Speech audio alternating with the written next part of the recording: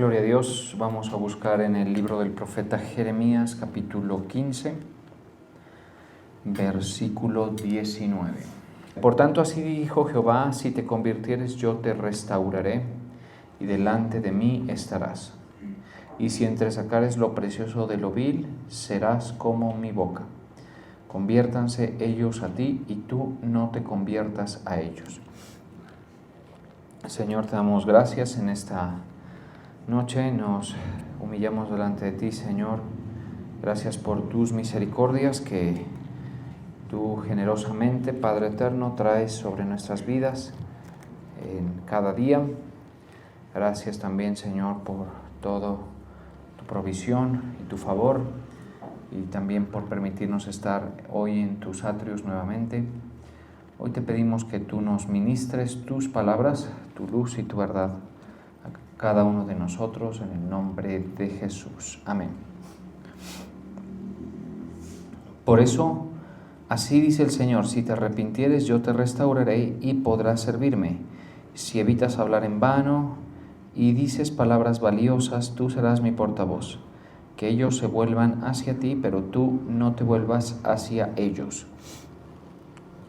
Bueno, este pasaje que encontramos aquí es una escena cargada de revelación y de exhortaciones importantes para los creyentes, y también de un ejemplo muy valioso, porque nos muestra al profeta Jeremías en una queja que le dirige a Dios, una queja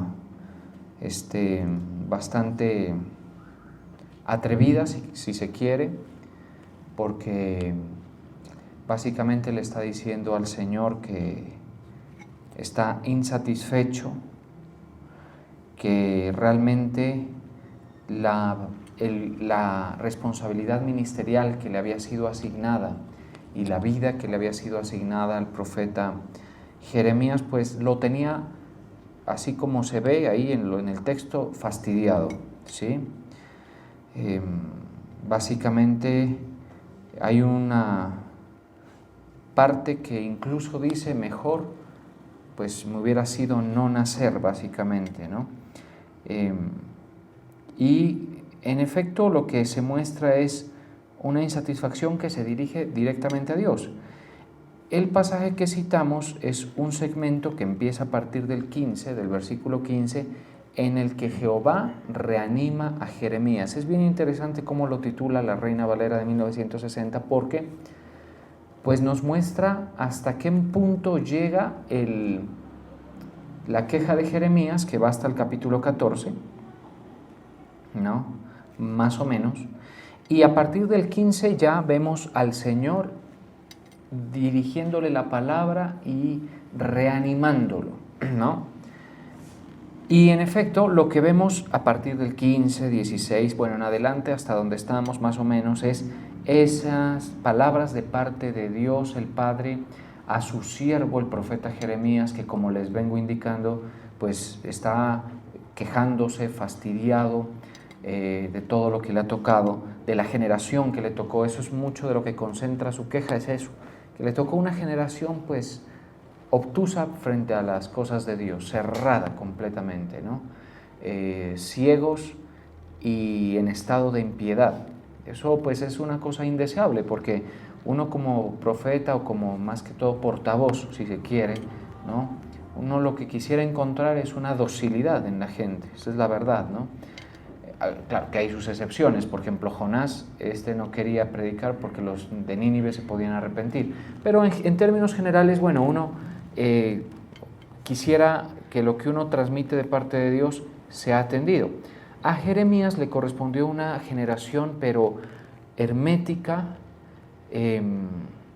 digámoslo así, impermeable a las palabras del Señor. Y esa resistencia que ponían al mensaje, por supuesto, se trasladaba en carga contra él. Al final, él era el que pagaba por esa resistencia, y él era el que tenía que sufrir el rechazo y incluso la injuria y también el daño que le procuraban hacer. Bien, sobre ese punto el apóstol estuvo dando una predicación unas 2 o 3 semanas muy reveladora y enriquecedora acerca de cómo es de difícil el ministerio de Jeremías y cómo el Señor le invita a no caer en una mentalidad en la que ya definitivamente fuera inútil para el Señor. Bueno, pero el caso es que es en ese contexto en el que el Señor lo intenta reanimar, ¿sí? Y de hecho lo consigue. En el versículo 19 ya está avanzado eso y le dice, si te convirtieres yo te restauraré, ¿no? Y lo que le trata de transmitir es tranquilo, tú sírveme, que llega el momento y yo te pago cada cosa que tú has hecho. No te dejes doblegar por la impiedad de tu generación, no te dejes reducir por la contradicción, por la incredulidad y por todo eso.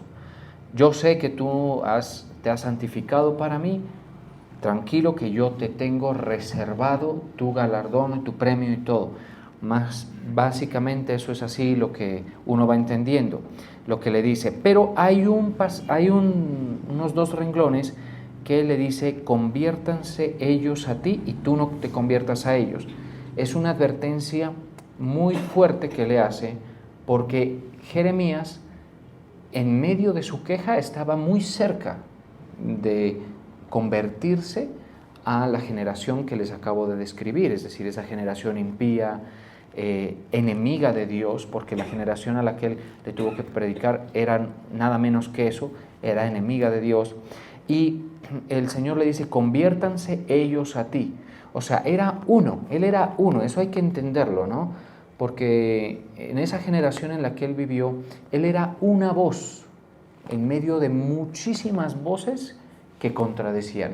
Era una persona que tenía el consejo del Señor y todos los demás, la gente de la corte del rey, el mismo rey y otros estaban en otro plano, ¿sí?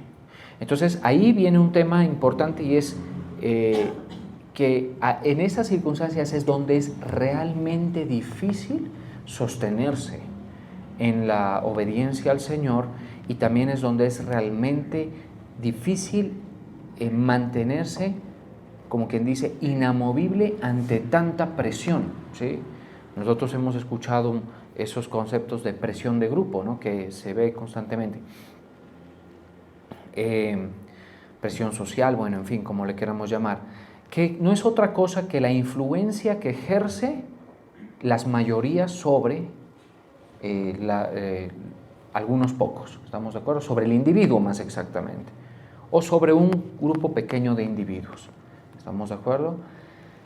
Es impresionante cómo eso tiene mucha fuerza, y uno casi no lo percibe en el tipo de sociedad en la que se vive, ¿no? El tipo de sociedad que vivimos, pues no nos da un ejemplo tan claro de eso. Hay una presión, pero yo la llamaría como una presión de esas de río tranquilo, digámoslo así, ¿no? Que usted se ubica en un punto y si simplemente no se afianza en nada, lo va llevando poco a poco, no se da ni cuenta uno, ¿sí? Y por ejemplo, a veces hay puntos de referencia. Esto también sucede en un mar tranquilo, ¿no? En un mar tranquilo vienen las olas y todo eso, y hay unas olas, y usted se da cuenta que dejó, por ejemplo, en la soleadora ahí, dejó su toalla, dejó sus chanclas y dejó su maletín, todo eso. Usted se mete al mar y está feliz de la vida nadando, y luego cuando alza a ver, ya la ve por allá. No sé si les ha pasado, o por allá. Es decir, lentamente, suavemente lo va llevando. Algo así ejerce la presión la sociedad de hoy. O sea, no es tan violenta, ¿estamos de acuerdo? No es tan fuerte. Distinto, por ejemplo, es un mar embravecido, ¿sí? O un río también movido, el que ya prácticamente pues, se lo lleva con todo. Bueno, la generación de Jeremías era más parecido a ese río violento o a ese mar violento, ¿sí? Porque además de todo, su presión sobre él era incluso en amenaza de su vida. No era simplemente una cuestión de contradicción conceptual o moral, no era solamente eso. En nuestro caso, vemos que se parece más a eso, se parece más a un río que sus corrientes van por debajo, se lo ve planito, pero usted está allí y de repente ya se ve ligeramente lejos y cada vez más lejos. La cosa es que la invitación en el proceso de reanimar a Jeremías es esta: conviértanse ellos a ti y tú no te conviertas a ellos. Y eso es un pasaje, por supuesto, que nos habla a nosotros, a la iglesia, como grupo y como individuos, ¿sí? En el caso de Jeremías eso sí era muy complicado. El tesón de ese siervo, de ese profeta, se ve en que realmente, aunque estuvo cerca, digamos, de quedar inhabilitado ministerialmente por todas esas quejas que le profiere al Señor, pues no es menos cierto que tenemos que admitir que él fue una persona que obedeció esta voz y se mantuvo firme en contra de la presión de un mar, como dijimos, embravecido, o un río violento. O sea, él esta exhortación la obedeció, ¿sí? Y esa presión no pudo moverlo de ser fiel a la voz de Dios, transmitir correctamente lo que Dios le entregaba para darle a esa generación. Porque, por ejemplo, en el caso de nosotros los portavoces del Señor, porque aquí es esa palabra la que utiliza, ¿no? Si notamos, dice en la Nueva Versión Internacional, por eso así dice el Señor, si te arrepintieres yo te restauraré y podrás servirme. O sea, una persona para servirle al Señor tiene que estar en una condición restaurada espiritualmente, ¿sí? Dice, y podrás servirme.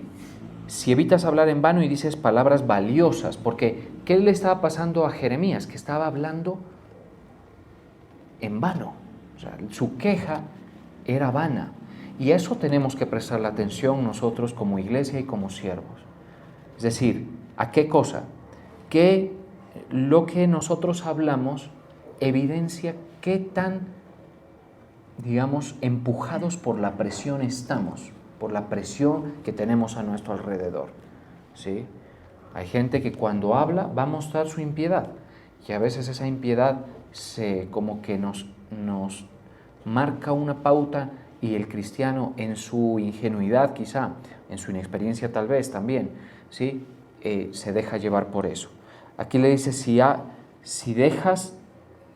evitas hablar en vano y dices palabras valiosas. ¿Cuáles son las palabras valiosas? Las palabras valiosas no son otras que las palabras de Dios puestas en una persona. ¿Estamos de acuerdo? Realmente para el hombre no hay nada más valioso que la palabra de Dios. Llega a tal punto de ser exaltada que el Señor Jesucristo hizo una referencia bíblica acerca de eso y dijo, no solo de pan vivirá el hombre, sino de toda palabra que sale de la boca de Dios. Entonces, para el hombre no hay nada más valioso que las palabras del Señor. Es decir, que si usted no está llena su boca de palabra de Dios, obviamente lo que hay es otra cosa, es una palabra vana, ¿estamos de acuerdo? Una palabra de vanidad, vacía, una palabra, digamos, sin un contenido espiritual positivo. Por eso es que cuando nosotros en reuniones sociales y en cualquier circunstancia académica, laboral, pero que sea social, nos dejamos llevar en hablar, por lo general se termina pecando. Y eso no es ninguna sorpresa. La Biblia dice que en las muchas palabras no falta, pero parece que no lo han leído, hermano. En las muchas palabras, ¿qué?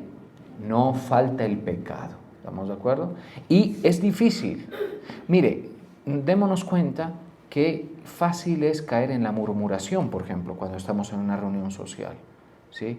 Qué fácil es caer en la queja. Es muy fácil hablar mal de otros. Eso es fácil, ¿sí? Es muy fácil, eso es frecuente. Lo que pasa es que la gente se engaña a sí misma y dice, no, eso a mí no me pasa. No. Esto no es chisme, dice. Esto que estoy hablando no es chisme. No, sí es chisme. Sí, es lo mismo. ¿Qué tiene un siervo? Por lo menos a Jeremías le está diciendo, tiene que estar cargado con las palabras valiosas del Señor. Y a usted le resulta conveniente también estar en esa condición. Así usted no tenga que predicarles, aunque aquí les hago un llamado de atención de parte del Espíritu Santo. Usted, si es persuadido, sí debe estar predicando. Usted dice, ¿en el púlpito con usted? No, acá no. Acá yo. Acá es de que me lo dio el Señor, ¿estamos de acuerdo? No, debe estarle predicando a la gente que le rodea, ¿estamos de acuerdo? No, es que yo no, dice, ya les he hablado y no creen. Está bien, si eso ha sucedido, que admito que hay casos, los que no te pase lo otro, que es que te conviertas a ellos, porque no hay nada más triste que un cristiano que se termina convirtiendo al modelo, a las palabras, a la forma de pensar del mundano. Sobre eso vamos a hablar hoy, ¿no? Estamos hablando sobre ese punto. Entonces las palabras valiosas, dice, si dices palabras valiosas, tú serás mi portavoz. Entonces a uno como portavoz, ¿cuál sería la demanda del Señor? Que uno no ceda ante la presión de la gente, de que uno les diga lo que quieren escuchar. Eso es clave, ¿estamos de acuerdo? Yo me he dado cuenta mucho de eso. Hay gente que cree que lo pone en jaque a uno, le dice, yo ya no lo escucho a usted, escucho a otro, porque me gusta más otro, ¿sí? ¿Estamos de acuerdo? Y yo a veces me cuestiono, digo, bueno, entonces, ¿qué es lo que estoy haciendo? Porque honestamente, pues, sé que no tengo el mejor carácter, ni el carisma, ni todo eso, pero digamos que lo que siento de parte de Dios que me es dado, eso les transmito. ¿Estamos de acuerdo? Y si somos honestos, podemos verificar con la palabra que está sentado en pilares escriturales muy respetables. Yo, por ejemplo, cuando escucho las prédicas, que me evalúo muchísimo, yo me doy cuenta que se fundamenta todo en lo que está escrito, un verso que soporta cualquier idea o planteamiento. Y a veces, honestamente, uno ¿qué quiere? Ceder. No, pues hablemosles de las emociones, hablemosles de la hermosa familia que el Señor quiere hacer, hablemosles, de la prosperidad, o hablemosles de otras cosas. Y yo les confieso, uno siente eso, ¿no? Uno siente. Y hay como esa presión, y a veces uno hasta cae, ¿no?, en eso. Pero el Señor nos dice, no, lo que yo te diga, a ese pueblo me le dices lo que yo te diga, eso es lo que me va a demandar el Señor a mí. Y de algo estoy tranquilo respecto de ustedes, y que desde cierto punto en adelante el Señor puso una palabra muy enfática sobre ese tema, por ejemplo, de la certeza de salvación. Sí, porque usted puede ganar el mundo aquí con sermones optimistas, pero su alma, ¿qué, mi hermano?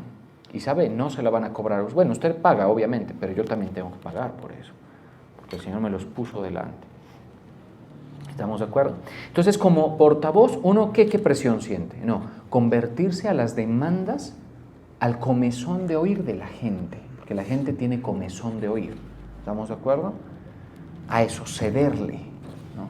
Y rebajar, digamos, la categoría del evangelio puro a las cosas mundanas de esta vida. ¿Estamos de acuerdo? A las cosas mundanas. Rebajar el evangelio a eso. Pues eso es algo que, gracias a Dios, uno lo percibe, lo nota y lo resiste. ¿Estamos de acuerdo? Y hay una razón por la que uno lo resiste: el Espíritu Santo morando dentro de uno. El Espíritu Santo morando dentro de uno le habla y le indica, no, por ahí no. Pero también, por supuesto, es un tema de comprometerse con la verdad, conocerla y comprometerse con ella. Ahora, ¿qué le significa para usted, por ejemplo, no convertirse? No ceder ante la mentalidad del mundo, ¿sí? No ceder o convertirse o comenzar a pensar como los incrédulos de su familia, ¿sí? Puede ser el caso. Y cuando hablo de incrédulos, pueden incluso estar personas que se autodenominan como cristianas, ¿estamos de acuerdo? porque ya sabemos que la fe no es algo que se demuestra hablando, sino con obras. Por eso dice, muéstrame tu fe con tus obras. Y si, por ejemplo, una persona está fuera del llamado, o es una persona que está alejada del camino de la verdad, una persona que no está persuadida del Evangelio, una persona que no está en la santificación que nos demanda el amor de Cristo. ¿Recuerdan esa palabra que hace tiempo estudiamos y el apóstol la reiteró? El amor de Cristo nos constriñe. ¿Estamos de acuerdo? Entonces usted me puede decir, no, es que también es cristiano. Bueno, pero a ver, veamos qué tipo de cristiano es. Porque si el amor de Cristo no lo constriñe para salir de los entornos de impiedad, más parece una persona que ya se terminó de convertir a lo mundano, ¿sí? A lo mundano, a lo vacío, ¿sí?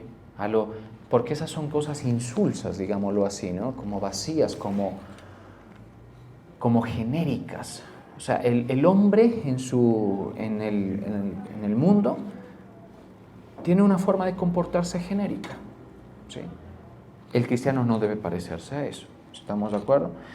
Y también, por supuesto, convertirse, o sea, no convertirse a ello significa tener la palabra necesaria para contradecir, obviamente respetuosamente, porque esto no es a las patadas ni nada de eso, ahí donde haya un pensamiento que se levanta contra el conocimiento de Dios. Vamos a buscar ese pasaje. Ese es muy bueno también. Derribando argumentos, ¿sí? Y toda altivez. En 2 de Corintios 10:4 dice, porque las armas de nuestra milicia no son carnales, sino poderosas en Dios para la destrucción de fortalezas. Derribando argumentos. ¿Y cómo se derriba un argumento? A ver, ¿cómo se derriba un argumento? Atacando el fundamento de ese argumento. ¿Estamos de acuerdo? Hay, por ejemplo, fundamentos de incredulidad en nuestra sociedad. Fundamentos de una aparente convicción muy sólida, que es el ateísmo. Eso es fácil de pudrir, ese fundamento. Hay que saberlo atacar. ¿Estamos de acuerdo? Hay que saberlo cómo atacar. Entonces, el cristiano opone argumentos para defender su fe y su devoción al Señor, su fe en el Evangelio, por ejemplo, o se deja poner un argumento de otros. Pero por lo general, la vida no transcurre sin que haya ese como intercambio. Y eso se lo está diciendo a Jeremías. Le dice, no te conviertas, que ellos se conviertan a ti. O sea, la interacción implica una, digamos, transmisión, hay como, digamos, un tráfico de conceptos, de argumentos, todo eso, ¿sí? Entonces dice acá, derribando argumentos y toda altivez que se levanta contra el conocimiento de Dios. Y mire que derribar argumentos no se hace con altivez y no se hace con arrogancia ni se hace con agresividad. Por eso es que es muy importante que nosotros, si podemos hablar en un ambiente distendido, ¿sí?, lo hagamos. Es el mejor ambiente para hablar del Evangelio. ¿Con quién? Con el amigo que tiene confianza, ¿sí?, con el colega que se trata bien, ¿sí?, que conoce que usted es respetuoso. Un ambiente distendido es el mejor, ¿sí?, porque se ataca el argumento y es posible que las personas crean. Ahora usted me dice, no, yo eso no lo tengo ni practicado, ni yo ni sé cómo hacer. La verdad es que muchas veces el cristiano se esconde de testificar porque no se siente capaz de defender una posición. Y esa etapa, por esa etapa todos hemos pasado. Por esa etapa todos hemos pasado. El punto es ¿cuál? Si ese punto, usted está en ese punto, por lo general uno como líder espiritual le aconseja no exponerse a ambientes de contradicción, porque pueden derribar los poquitos fundamentos que la gente tiene. ¿Estamos de acuerdo? O sea, hay cristianos, y todos comenzamos por un punto algo así, ¿no?, que obviamente lo que tenemos son una cimentación bajita, ¿sí? Entonces, a ese tipo de cristiano no se le puede decir, no se le puede como exigir que se vaya a una universidad y vaya tranquilo. No, el cristiano robusto, ese va a la universidad, si tiene que ir, pues si es joven y está en esa etapa, y ahí se para. ¿Sí? Y viene la presión, ahí viene la juventud de su entorno, ahí vienen los profesores con su pensar, ¿sí? Que se precia de ser muy refinado, investigativo, pero no siempre es así, ¿estamos de acuerdo? Hay necedad en el incrédulo, así el incrédulo esté formado académicamente, ¿estamos de acuerdo? Hay necedad. Usted me dice, ¿y por qué? Porque no son las palabras del necio, no hay Dios. Dice el necio en su corazón, no hay Dios. Entonces hay necedad, así parezca que muy estructurado y todo, ¿sí? Cuando el cristiano, le han pasado cosas, ¿no? Ha nacido de nuevo. Esa situación es importantísima, y la metanoia, porque mire, volvamos al pasaje que les estoy leyendo ahí en Jeremías. Note usted lo que dice: si te convirtieres, yo te restauraré. O sea, eso de convertirse, de no convertirse a ellos, requiere que yo ya esté convertido al Señor. O sea, primero es convertirse al Señor. ¿Estamos de acuerdo? Por eso es que el Señor le dice al profeta Jeremías, en la Nueva Versión Internacional dice así: si te arrepientes, yo te restauraré. Le dice primero, si te arrepientes, yo te restauraré y podrás servirme. Entonces, solo una persona convertida puede resistir convertirse a los otros. ¿Estamos de acuerdo? Porque si no, usted no es que se va a convertir a ellos, no, usted ya hace parte de ellos. Usted me dice, ¿de quiénes? Pues de los impíos, de los incrédulos, de los que no tienen la solución de nuestro amado Señor Jesucristo en sus vidas. Así de sencillo, ¿sí? Y les voy a decir algo, eso a veces en la iglesia hay gente que no se ha convertido al Señor, o sea que esta prédica no le aplica a esa persona. Eso de que si te convirtieres, yo te restauraré, o sea, en el caso de que no te conviertas a ellos, sino que ellos se conviertan a ti, no aplica porque no se ha convertido al Señor primero, ¿sí? Y a veces le pasan años a la gente congregándose y no se ha convertido al Señor, ¿sí? No se ha convertido. Eso suele suceder mucho en los jovencitos que los llevan la mamá a la iglesia. Así es. Y yo veo con cierta situación, o sea, con cierta preocupación eso, es decir, ¿por qué? Porque yo también fui llevado a la iglesia por mis padres, ¿sí? Por años, desde chiquito. O sea, yo cuando veo así a veces a mi hijo o a mis hijos, veo recorriendo pasos que yo ya di. Me recuerdo jugando en la iglesia, haciendo desorden, que me llamen la atención, ¿estamos de acuerdo? Todo eso, ¿sí? Yendo con la maestra de niños, recuerdo las maestras de niños de mi infancia, yo recuerdo todo eso, ¿sí? O sea, yo fui llevado a la iglesia como ustedes han traído a sus hijos y a sus hijas, ¿estamos de acuerdo? Fui llevado desde niño. La diferencia, eso sí, que mi papá, pues él cogió el llamado, pero de una cosa muy seria para él, ¿sí? Recuerdo cuando estábamos comenzando que más o menos es así la historia, bueno, pero el caso es que por aquellos tiempos nos chocamos en un vehículo. Fue uno de los primeros milagros que vio mi padre y vimos nosotros como familia. Un carro que se le fueron los frenos en una calle de pasto y se fue contra un muro. Y el carro pues sufrió daños serios, afortunadamente nada para nosotros, pero el caso es que ahí ya mi papá comenzaba a tener palabra de Dios en su interior. Y una de las cosas que dijo cuando ya no le frenó el carro fue: Señor, ayúdame. Yo lo tengo eso clarísimo desde niñito, ¿sí? Y luego después de eso, como nos quedamos sin carro, el apóstol compró unas chaquetas, me acuerdo. ¿Cuál era el objetivo de las chaquetas? Poder ir a pie, toda la familia, a la iglesia.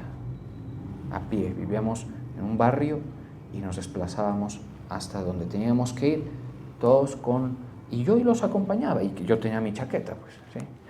Que mi papá me había comprado, y todos nosotros. Y recuerdo, es que estas son cosas que a uno se le quedan, ¿no? Que mi papá, en el bolsillo de su chaqueta gris gris con beige, le cabía exactamente su Biblia Reina Valera que hasta ahora tiene. Le cabía así. Él la metía así y vamos, ¿sí? O sea, esas son cosas que ¿por quién es eso? Por el convertido. La familia del convertido pues lo acompaña, porque ¿qué más hace? ¿Estamos de acuerdo? ¿Cierto? ¿Qué más hacíamos nosotros chiquiticos? ¿Qué? Y en la iglesia, para ser honesto, uno hay cierta edad en la que no está muy conectado. Yo recuerdo a mí llamarme muchísimo la atención un jardín interno que había en ese local, en esa casa donde se reunía ese grupo. Y yo era fascinado, cuando decían ir a la iglesia, yo lo que me imaginaba era ese jardín interno, ¿sí? Y cualquiera diría, no, pues no la va a coger, todo eso. Pero con los años, la palabra de Dios fue aquí, pum, pum, con las maestras de niños, pum, comenzaba a entrar. Y luego cuando pasé acá, al salón principal, y comencé a ver lo que enseñaba el Evangelio con los años. Y bueno, ¿qué puedo decir? Que en un punto de mi vida que no fue siendo niño, o sea, si yo me hubiese muerto a los 5 años, yo hubiera heredado el reino, pero no por convertido, sino porque de los niños es el reino de los cielos. ¿Estamos de acuerdo? No lo hubiera heredado por convertido. Hubo un punto en mi vida en el que sí hubo conversión, ¿sí?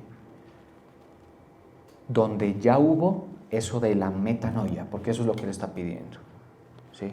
Necesito que tú me creas a mí y te conviertas a mí. A ese creyente es al que le dice luego no te vayas a convertir a ellos. ¿Estamos de acuerdo? Pero si no, no. Como le digo, ¿qué pasa a veces con otras personas, ¿no? Y esto ya es general. Aquí ya no estamos hablando de nadie ni estamos sentenciando a nadie. Si usted tiene su hijo o hija que no cree en el Evangelio, que estuvo viniendo y que se fue, siga orando, porque tal vez es una temporada, puede ser, ¿no? No hay que desmayar en ese sentido. Pero hablemos en general, no a todas las personas les sucede como a uno. Otras personas vienen con sus padres a la iglesia, se entretienen con lo que la iglesia ofrece en cierta etapa de su vida, ¿sí? Desde niños, la clase de niños, cualquier cosa. Y llega un punto, por lo general, los 15 años, donde mandan, pero todo mejor dicho, al traste, como dicen. Los padres terminan viendo una persona que pareciera no haber escuchado nunca nada acerca del temor de Dios, nunca nada acerca de la honra a los padres, nunca nada acerca de la impiedad, nunca nada acerca de la amistad con el mundo, nunca nada acerca de la perdición. Así. Claro, ¿qué le pasa al papá o a la mamá? No, pues eso es una decepción y también, por supuesto, una preocupación. Y también le mueve el cimiento también, ¿sí? Y si pasa eso es preocupante, ¿sí? Si pasa eso de que le mueva el cimiento es muy preocupante, pero es comprensible, eso sí lo digo, ¿estamos de acuerdo? Es comprensible, yo no estoy aquí braveándole al asunto ni nada, es comprensible. ¿Por qué? Porque claro, dicen el Señor me falló, puede ser. Y se comienza a volver usted como un Jeremías, ¿estamos de acuerdo? Que se comienza a quejar delante del Señor. Dice, no, Señor, pero si yo te he servido, y mi hijo, y mi hija, ¿qué pasó? O a veces el esposo, o la esposa, pasan cosas indeseables, y yo honestamente a eso le tengo mucho respeto. Porque nosotros, aunque no queramos, todos somos parecidos. Sentimos que construimos nuestra vida y sentimos que la tenemos asegurada y sentimos que tenemos piso. Y eso no es sino que se caiga y las convicciones se ponen a prueba. ¿Estamos de acuerdo? O sea, yo respeto eso. Pero no, aunque lo respeto, no significa que esté correcto lo que uno a veces ve. ¿Estamos de acuerdo? Entonces, luego, ¿qué pasa? Y el Señor me falló. Y eso también pasa con otras personas. Dice, sorpresivamente, mire, y de eso estuvimos hablando ahora este fin de semana. ¿Le pasa a los jóvenes? Sí, pero también le pasa a los adultos. ¿Sí? Hay jóvenes que le dicen a uno, pastor, estoy preocupado. ¿Por qué? Porque mi mamá, 50 años la señora, se volvió una quinceañera por estas fechas. Se decepcionó de una cosa, se decepcionó de la otra y está pero irreconocible. Y hay casos particulares donde los dos, papá y mamá, se apartan y quedan los jóvenes en la iglesia, imagínense. ¿Se da cuenta qué difícil que es? Unos queriendo que los hijos vuelvan y otros queriendo que los padres. Bien por los que la tienen completa la familia, pero eso no es garantía de nada. Y es, ojo a esto, que estén convertidos aquí es otra cosa. ¿Estamos de acuerdo? Y de eso es que el Señor quiere hablarnos hoy. Entonces, ¿qué puede quedar? Queda una persona, por lo general, esto es una realidad, ¿sí? Salvo en casos muy específicos donde hay un linaje, ¿sí? Donde el Señor ha llamado y ha respondido el linaje, ¿sí? Convertido, ahí, ¿sí? Pero por lo general queda 1, 2 o 3 de la familia, a veces solito, y ese es contra el mundo, hermano.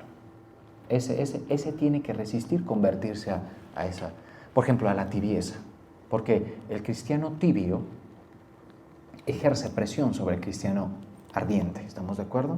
Apagar su llama, apagar su fervor. ¿Sí? No, es que yo también soy cristiano, pero en la iglesia mía no me prohíben. Ahí donde tú vas, sí. ¿Sí? Típico. Esa es una retórica que yo la he escuchado desde que soy niño. ¿Estamos de acuerdo? En tu iglesia, no, en mi iglesia tuvieras eso. Todo está allí. ¿Por qué? No, nosotros todos celebramos, todo. Claro, el cristianito que por el amor de Cristo se aparta y también por no participar de las obras infructuosas, porque a ver, una cosa es que digamos santificación con una expectativa de complacer al Señor, eso no, porque nosotros moralmente no, ¿sí? Pero sí hay una santificación también por el hecho de que al estar bautizados con el Espíritu Santo, pues ¿qué pasa? Uno ve cuáles son las obras infructuosas. Difícilmente una persona participa de las obras infructuosas de las tinieblas si está bautizado con el Espíritu Santo. ¿Sí? Y lo digo, mis hermanos, con respeto, pero yo sé, por ejemplo, y a mí me ha tocado llamar la atención en más de una vez, de cristianos que carnavalean. Así, pero... ¿sí? Y como el pastor, pues por allá no va, porque si ya va, preocúpate. ¿Sí? Si vas a carnavalear con el pastor, pues él ya se convirtió al mundo, ¿estamos de acuerdo? ¿Qué puedes esperar tú? ¿Estamos de acuerdo? Pero pues el pastor, como por allá, por esos lados, se supone que no va. Entonces, a veces uno escucha, ¿no? Escucha de gente que se congrega, ¿no? Que carnavalean y participan de las cosas del mundo en una forma incorrecta, porque, o sea, hay que saber como los límites de ese asunto, ¿estamos de acuerdo? Si tú, por ejemplo, estás en tu familia y un 5 de enero te invitan y tú a la finca, y en la finca tú estás en la hamaca cantando alabanzas y te bañan en harina, pues ay, no hay lío, ¿estamos de acuerdo? Pues vaya, con la familia esté tranquilo, hombre, ¿sí? No va a empezar, no, que te caiga fuego porque por la harina que me echaste, si yo soy nacido, no, soy fresco, hermano, ríase y tranquilo, ¿estamos de acuerdo? Pero otra cosa es coger el vaso santo que habita el Espíritu e irlo a meter al culto, ¿estamos de acuerdo? Eso es otra cosa. Y te van a decir lo contrario los tibios. Pues entonces tú verás a quién te conviertes. ¿Sí? ¿A quién te vas a convertir? Y así en general. Ahora, esto pareciera que no lo necesita aquí mucha gente, porque yo sé muchos de ustedes son bien, o sea, están ahí, ¿estamos de acuerdo? Con el Señor marchando, pero no todos. Y bueno, ese es mi deber, hablar como para todos los casos, ¿estamos de acuerdo? Entonces, el convertido es el que tiene que resistir convertirse. ¿Estamos de acuerdo? El convertido es el que tiene que resistir convertirse a los demás. Y les cuento algo, es muy difícil que el convertido ceda ante eso, porque está dentro de él la convicción. Pero volvemos al punto que quizá no redondeé, y es que, por ejemplo, hay etapas en nuestro caminar de fe donde los cimientos son débiles. Ahí lo mejor es el resguardo, el proceso de edificación, buscar el consejo más seguro. ¿Estamos de acuerdo? Incluso evitar situaciones en las que pueda ser presionado el cristiano. ¿Sí? Pero ya, si usted quiere ver a una persona de calidad, es una persona que, por ejemplo, el apóstol Pablo. El apóstol Pablo es una persona que se ponía a hablar con los helenistas, con los epicúreos, con los estoicos, con los unos, con los otros, con los del judaísmo. Eso braveaba el hombre porque conocía las entrañas de ese asunto, ¿no? No se lo ve quebrado en su convicción. Y esa es una aspiración en nosotros, ¿sí? El cristiano convertido realmente no se convierte al mundo. Incluso va a notar cuando la iglesia como grupo está deficiente en eso. Esa es la verdad. Porque a veces la iglesia, cuando no está bien dirigida, cae en esas cosas. Cae, ¿sí? En esas situaciones que yo no diría que amenazan la salvación, porque la salvación es del que cree en que Jesucristo le sustituyó en su pena, ¿sí? Y que cuando muera, pues va a ser reunido con el Señor. Ese es él. Pero lo que sí estoy seguro es que hay ambientes supuestamente eclesiásticos que no definen bien al convertido del que no lo es. Lo mantienen allí. ¿Sí? Ahí está. Si en las iglesias que donde se habla sana doctrina a veces duran años los que tienen apariencia de piedad. ¿Sí? A ver, hay un pasaje que dice: a estos evita. A ver si lo ubico. Ajá, sí, en 2 de Timoteo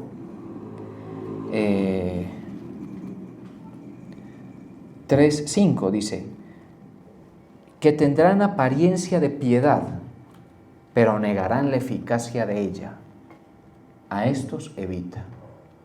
Imagínense, o sea, el apóstol Pablo incluso nos está diciendo que hay gente que tiene apariencia de piedad, pero hay que evitarla porque sencillamente pueden conducir al error.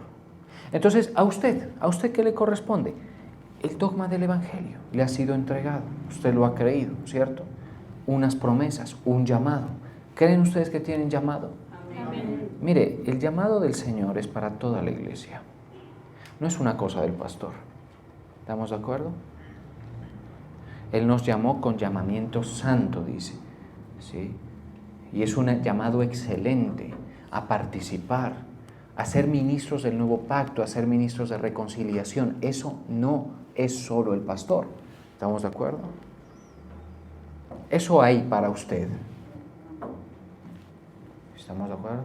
Entonces, ¿qué pasa? Si usted se convierte al Señor, usted está dejando todo un sistema, está dejándolo atrás, está dejándolo, ¿sí?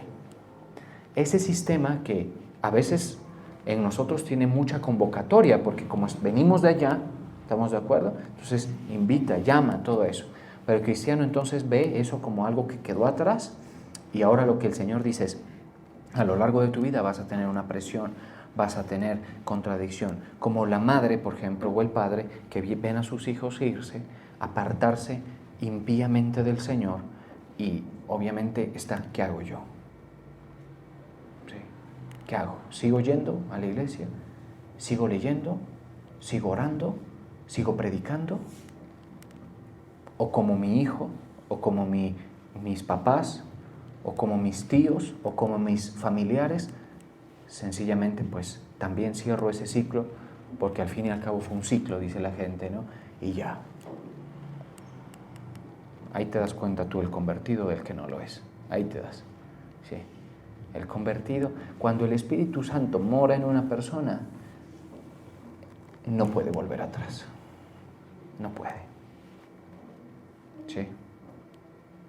No puede.